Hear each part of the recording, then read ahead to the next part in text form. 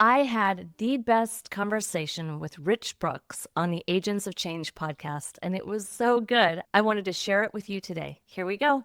Welcome to From Click to Client, where we transform a confusing message into a clear, compelling story that sells. I'm your host, Kris Jones, StoryBrand marketing expert. I'm here to help you attract more dream clients with the power of story. Today, we're going to be looking at how you can create a signature story that will help your business grow with Kris Jones. Kris, welcome to the podcast. Hey there, Rich. I'm happy to be here. So, tell me a little bit about this concept of the signature story and why do you feel that it's so important for entrepreneurs and business owners to develop one? Well, your signature story really focuses on the goal of it is to really connect with your ideal audience. And it's the most effective way to do that. Your signature story is actually a narrative that you craft that invites your potential clients or customers into a story with you, a story where they play the hero, they play the character of the hero, and you play the character of the guide. So you are not even the central character of your own story. Your clients are. And when they interact with your brand or business and they get a sense and a feeling that they're important, that they matter, that they're a priority to you, it's a really different way of interacting with a brand, and it feels really good. Like when they come across you online or go to your website and they are invited into this narrative with you, it really feels like you get them. They feel like, oh my gosh, they're in my head. They really understand me. And not only that, I really matter to them. Not only that, I'm not alone in this struggle. And not only that, if they can articulate my struggle this well, they must be the best ones to solve it. So it is the most, after 23 years of being in the marketing industry, using story is the most effective way to build trust and to establish a connection and resonance with a potential client, better than any other approach that I've found. So that's why I focus on that with all my clients, because story is the thing that will truly move the needle for their business in the quickest way. So, story is an interesting word because we've all been told how important it is, but I know that there's probably a lot of people listening who are just like, I'm not a born storyteller. I can't do this. I'm sure you've heard that, Kris, so many times before. What do you say when somebody tells you that? Well, I'm going to let everybody off the hook because, like I said before, your story isn't even about you. So it doesn't matter what your background is. It doesn't matter, where you came from, what your roots are. What matters to your potential clients is that you can tell a story that really shows them that they matter, and that you can tell a story that really shows your empathy for your potential clients and also your authority. They don't really care all that much about the founder's story. What they care about is, can you solve my problem? And if you can show in your story, if you can show that authority, that you know how to solve this problem for them and that you really care, you've got the heart for them, that's really what your story is all about. So, walk me through kind of like what you do with your clients because I hear what you're saying, but whether or not I'm the hero of the story or the guide of the story, if I don't feel comfortable telling stories, I've never been able to tell them at stories, at parties, I've never been great at networking, it still may feel intimidating. So, when you're working with your clients, what are some of the steps you take them through to help them develop this signature story? Yeah. So, first off, your story doesn't have to be this big, long, drawn out thing.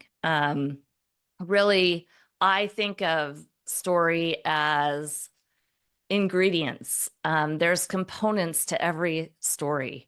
And when you have all those ingredients together, you're telling a really clear and compelling story, but it doesn't have to be sequential from beginning to end all the way through. So, in fact, the more you can combine these ingredients together and share them in bite-sized chunks, the easier it is for the listener's brain to digest them. So, um, it might be helpful if I share with you what are those ingredients and how do we put them together? How do I um, create these components for each of my clients? So every story you've ever heard, every movie you've ever been to, every book you've ever read always begins with a character that has a problem. We call this character the hero. And as I said before, your customers or your clients are always the hero in this story. They're out and about. They're stuck with this problem. They don't know how to solve the problem. If they could, they would have done it already. So they're out and about on the internet, asking their network. They're looking for a guide. And so about a third of the way through the story, a guide enters in, and that is you as the business owner or you as the solopreneur. You are always the guide. You're always the Yoda or the Mr. Miyagi. And you step into this story and you give them a very clear and simple plan. It's typically a 3-step plan. And people tend to overlook this, or they don't have this on their website, or they don't incorporate this in their story. But the plan is really a critical part of the story, because the plan breaks it down for them into 3 simple steps. And when they read this plan, they think to themselves, oh my gosh, finding success, solving my problem, it's not as overwhelming and impossible as I've been thinking it would be. In fact, I can do this. Step 1, 2, 3, I can do this. And when they have that thought in their brain, they become inspired to take action. They're reminded, okay, this is possible. And then they click on your call to action. So as the guide, you step in, you give them a plan, the plan calls them to action. The call to action is the whole point. That's the whole reason we have a website. That's how we know our website is working, is people are clicking on the call to action. So this plan that you've provided for them calls them to action. They click on that call to action, and we pull them through this story through what I call stakes. And stakes just mean we're really going to communicate with them that by solving this problem, they're going to find success. But also, by clicking on this call to action, it's going to help them avoid failure. Our brains are even more driven to avoid failure than we are to find success. So we always want to have one of these ingredients in the story be reminding them that we're going to help them avoid failure. Failure could happen. We're going to help you avoid it. So the components of story are the character or the hero, the problem that they have, the guide as the secondary character in the story. The guide gives them a plan. The plan is another component. The call to action is another component. And then stakes are another component, meaning success and failure. When you have all those components together on a page or inside of a conversation, you're telling a really clear and compelling story that your potential clients really resonate with. And they're inspired to take action and want to take that next step to work with you. Awesome. And can you give us an example of a particularly powerful signature story that maybe you've worked with one of your clients on so we can get a sense of how this all comes together? Yeah, I mean, I've worked with so many clients over the years. I work with a lot of coaches and consultants. There's one that comes to mind. Her name's Andrea, and she works with women who are navigating infidelity. And so she steps in a really critical time. These women are often, they don't know if they should move forward with the relationship, if they should cut their losses and leave the relationship. And so she comes in and she makes them the central character in her story. And the header of her website is I help women navigating infidelity know what they're going to do next. It's something along those lines. So then when they land on her website, they know immediately what she does, who she helps, and what she wants them to do next, which is really the most important thing we can do up in that header section is just answer those three questions. What do you do? How's it going to make my life better? What do you want me to do next? And prior to working with me, she had up there, hi, I'm Andrea. I'm a coach. I've been doing this work for 3 years or however long. And so it was about her. Right. It And was me, and it was meandering, it sounds like. And instead you helped her yes, flip that script. 100%. And what happened was her people started really resonating with her website. They started joining her program. They started booking calls with her. But what was really cool is that the way she navigated her sales calls completely changed as well. And I think that's a strategic byproduct of this work of when you get really clear about the problem you solve, who you're really helping, and your role in this. Um, the way you talk about your business in every area of your business changes. And she used to dread her sales calls and she was closing, I think like 20%, which isn't actually all that bad at all. But after she got clarity with our work together, she was able to really feel confident on the inside. Like her inner world changed because she really knew beyond a shadow of a doubt the power of the work that she was doing. And she began to look at her sales calls as just, hey, I'm going to show you how I can help you. It's not I'm trying to sell you or I'm trying to get you to join. I'm just going to show you how I can help you. And that shift, and then she would even pull up her website, which I recommend my clients do all the time. Pull up your website when you're on a sales call so that language that we've carefully crafted is right there for you. And you can just dive in. What are the benefits of this? Or what are the problems that you're, potentially navigating right now? And so yeah, her close rate, it actually went up to Holy 95%. cow. So for every 10 calls she got on, nine and a half of them turned it into clients, which was extraordinary. And that doesn't happen with all my clients, but that's a really good example of how once you get clear with the way you're outward facing, uh, the way you show up online outwardly absolutely informs the way you show up for yourself inwardly as well. It also sounds like you helped her shift to that guide position as well. So when she got on those sales calls, they were no longer sales calls. She was just there to guide that person through whether she got the sale or not. So suddenly it was so much easier for actually to close those sales. That's the most important thing that we did. We shifted her role in her story. Yeah, that's Mm-hmm. definitely critical. So I'm thinking about this, and obviously there's a lot of ways to tell a story. There are long stories, there are short stories. Um, we obviously have multiple channels when we're in the digital world. And of course, there's also channels outside of the digital worlds. How do we take this one signature story and tell it in multiple places on our website, through social media, through email, and so on, without it feeling redundant or without it feeling like kind of forced into different positions or forced into different channels? That's such a good question. So your signature story, it contains all those different components that I just walked you through, but it works a lot like an accordion. So your signature story on a podcast or on your website, it might be longer, might be the wider version of the accordion.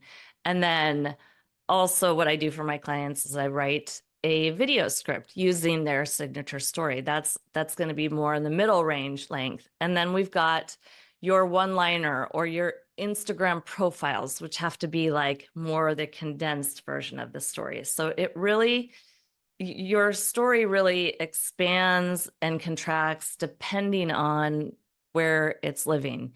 And this is a beautiful thing because as business owners, we're wearing all kinds of hats, and anytime you can just simplify your life, and if you can simplify your marketing, all the better. And because it's varying in length, the story is the same, um, but it feels a little bit different because the length of it is changing and where it's appearing is different.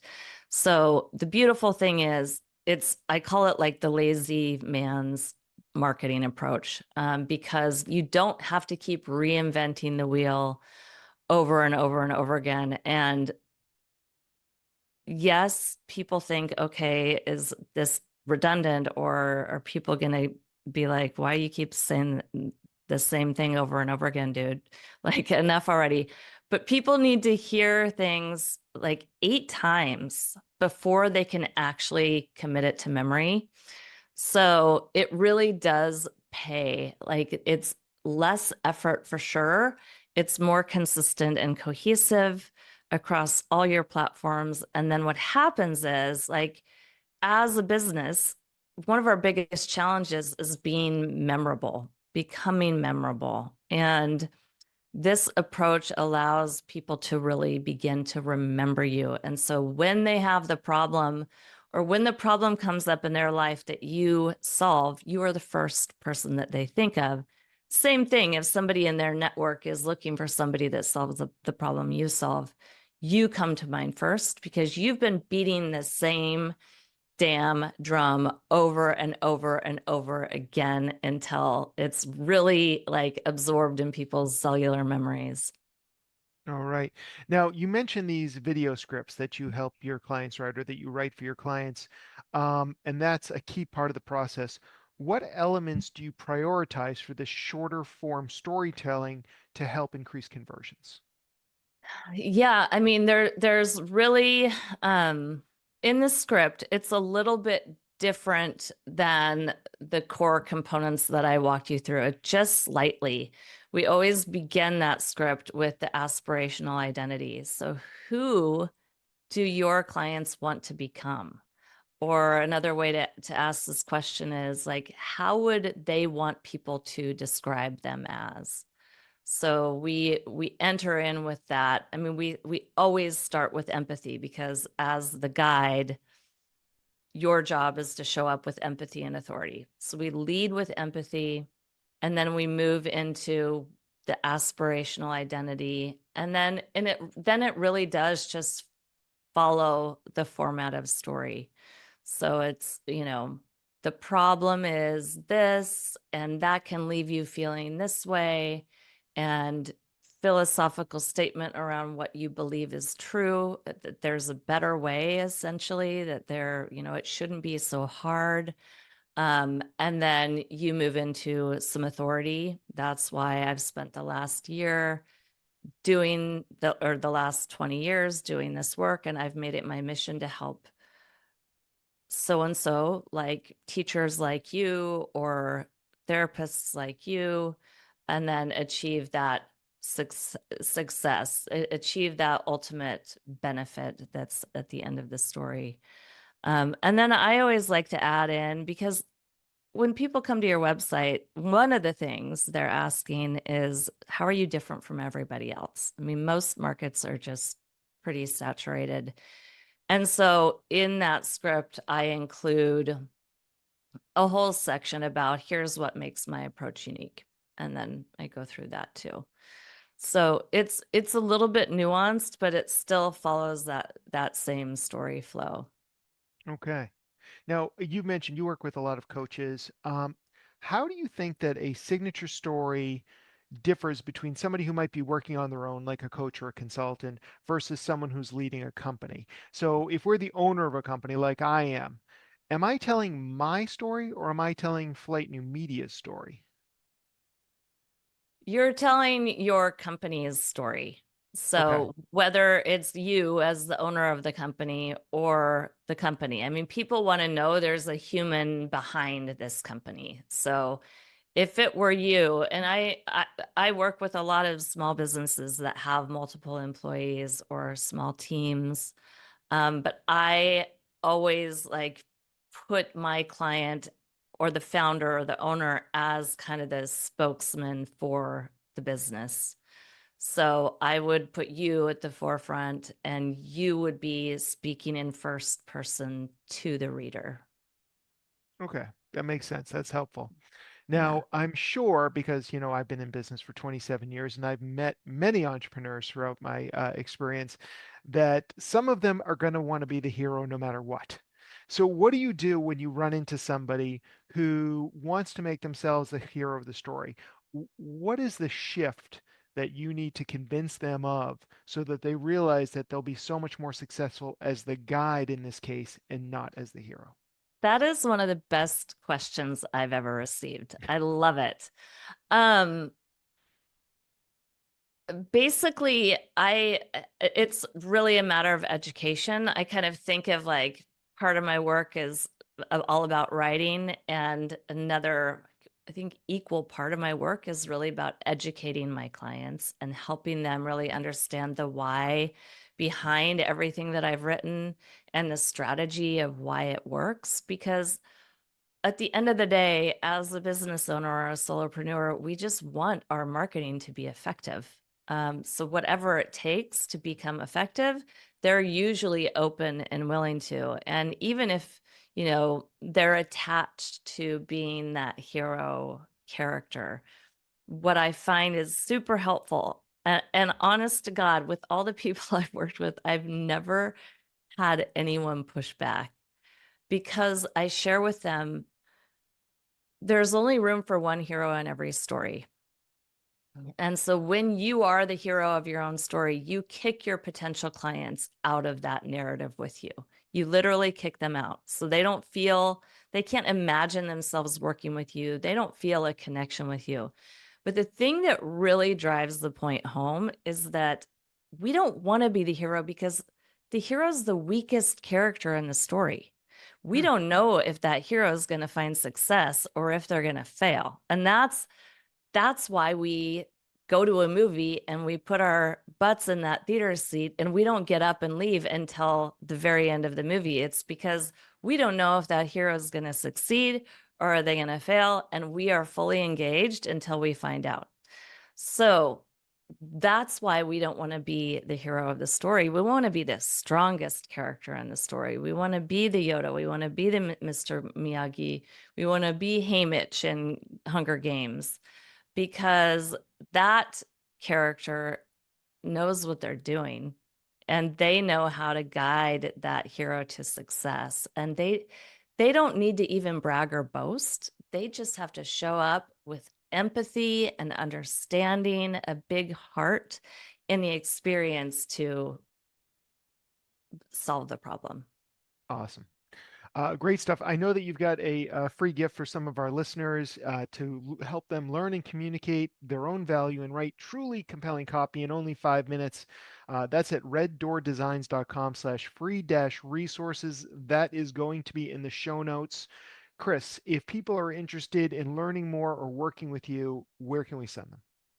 The best place to find me is at reddoordesigns.com. That's reddoordesigns.com. And when you go there, you'll see a blue button that says book a money making messaging call with me. And you and I are going to take 40 minutes to look at your story, look at your website, see how you're showing up online. And I'm going to identify the areas that need to be tuned up and give you reassurance for the areas that you're doing great. And you'll learn a lot. It's a free call. So I would encourage everybody to book one of those calls. Sounds great. Kris, thank you Yeah. so much for coming by today. I really appreciate it. Yeah. Thank you for having me. Is your website turning away potential clients? I can help you turn that around. Book a money-making messaging call with me today, and we'll transform your story into your most powerful sales tool. That's all for this episode of From Click to Client. Don't forget to subscribe and follow. I'm Kris Jones, and I'll see you next time.